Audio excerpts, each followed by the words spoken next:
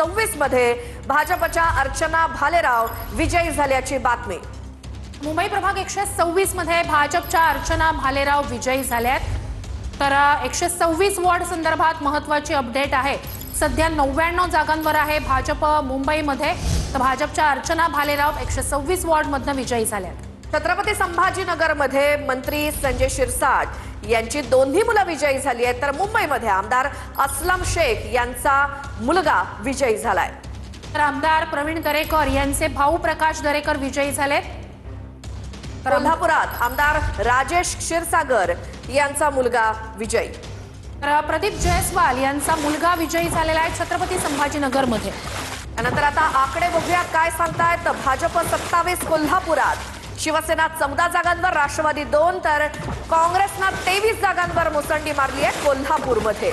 कोल्हापूरचं हे चित्र आपण पाहतोय। 27 जागांसह सध्या भाजप तिथला सगळ्यात मोठा पक्ष ठरतोय। छत्रपती संभाजीनगरमध्ये भाजप 32, शिवसेना 24, राष्ट्रवादी 2 जागा, तर एमआयएमनं 17 जागा मिळवल्या आहेत। छत्रपती संभाजीनगरमध्ये शिवसेना उद्धव बाळासाहेब ठाकरे 10 जागा, तर काँग्रेस 2 जागांवर विजयी छत्रपती संभाजीनगरमध्ये।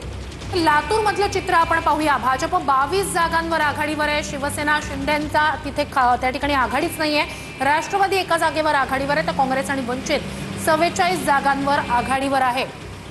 कोल्हापूरचे आकडे आपण बघूया। भाजप 72 जागा, राष्ट्रवादी आणि शिवसेना शिंदे गट तिथे एकत्र लढतायत, मात्र तिथे फक्त शिंदे गटाला 4 जागा, तर महाविकास आघाडी आणि माकपला 4 जागा सोलापुरात।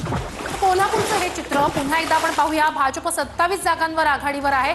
शिवसेना शिंदेंची 14 जागांवर, राष्ट्रवादी अजित पवारांची 2 जागांवर त्या ठिकाणी आघाडीवर आहे कोल्हापूरमधलं हे चित्र, तर काँग्रेस 23 जागांवर आघाडीवर आहे। ठाकरेंच्या पक्षाला त्या ठिकाणी आत्ताही आघाडी मिळालेली नाही। छत्रपती संभाजीनगरमध्ये शिरसाटांची मुलं विजयी, तर मुंबईमध्ये आमदार असलम शेख यांचा मुलगा विजयी झालाय। आमदार प्रवीण दरेकर यांचे भाऊ मुंबईमध्ये विजयी झाल्याची मोठी बातमी। तर मुंबईत प्रभाग 194 मध्ये सदा सरवणकरांचे पुत्र पराभूत झालेले आहेत। तर नवाब मलिक यांचे भाऊ देखील कप्तान मलिक पराभूत झाल्याची बातमी।